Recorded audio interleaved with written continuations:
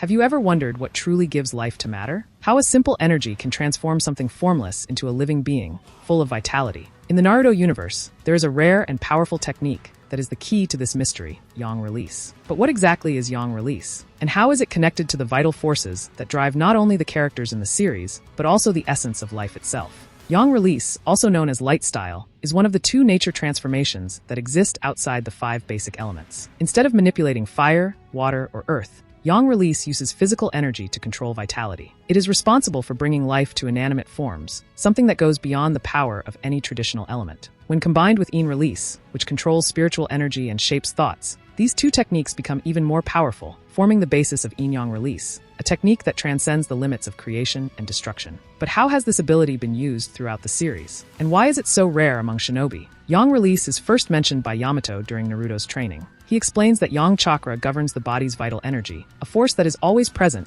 but rarely seen in its pure form. Among the few who can use it, the Senju clan stands out. As descendants of the Sage of the Six Paths, the Senju clan inherited the predominance of this vital energy, and many of its members use it to maintain their health and vitality at high levels. However, it is the Akimichi clan that exemplifies the direct application of yang release in battle, impressively enlarging their bodies. What many don't know is that this enlargement is possible thanks to the manipulation of yang chakra, which expands their cells and muscles with intense vitality. And that's just the tip of the iceberg. When it comes to Naruto Uzumaki, yang release plays an even more significant role. When sealing the Nine Tails in his son, Minato Namikaze decided to divide the Kyuubi's chakra into two parts, yin and yang. He sealed the yang half inside Naruto, which, unbeknownst to him, would have grand consequences. As Naruto begins to access the Nine Tails chakra through Kyuubi's chakra mode, we see the direct influence of yang release. Whenever Naruto is near wood, it starts to grow, turning into mature trees in seconds. The vital energy of yang chakra is so strong that it nurtures whatever is around it, as if nature itself responds to its presence. This also affects White Zetsu, whose genetic composition, similar to plants, reacts instantly to Naruto's vitalizing chakra. But perhaps the greatest example of yang release's power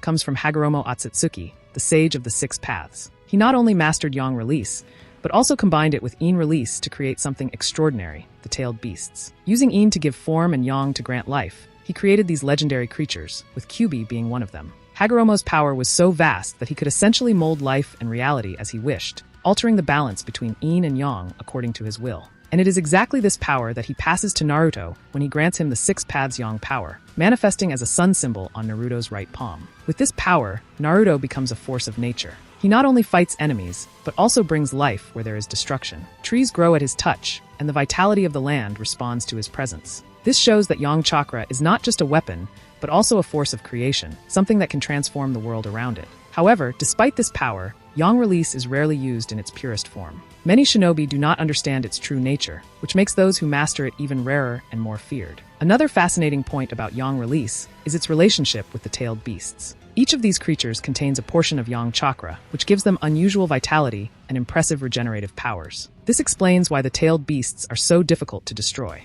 It is not just their brute strength, but also their connection with the universe's vital energy. When Naruto uses Kyuubi's chakra mode, he is essentially channeling this vital energy directly, enhancing his strength, speed, and regenerative capacity. Yet the question remains, why is yang release so rarely mentioned? If it is such a powerful technique, why do only a few clans and shinobi use it? The answer may lie in the very nature of yang chakra. Unlike yin chakra, which is used to create forms and control the mind, yang chakra is inherent to life. It is present in all living beings, but difficult to consciously manipulate. For many shinobi, control over yang chakra is something that comes naturally, like breathing or heartbeat. They use it without even realizing it. That is why only those who truly understand its essence, like the Senju clan, can harness it to its full potential. But still, the question persists. What more can be done with yang release? We know it can bring life to inanimate forms, as shown by Hagoromo. We know it can increase vitality and physical strength, as demonstrated by the Akimichi. And we know it can nurture the land itself, as seen with Naruto. But are there other applications of this power that have yet to be explored?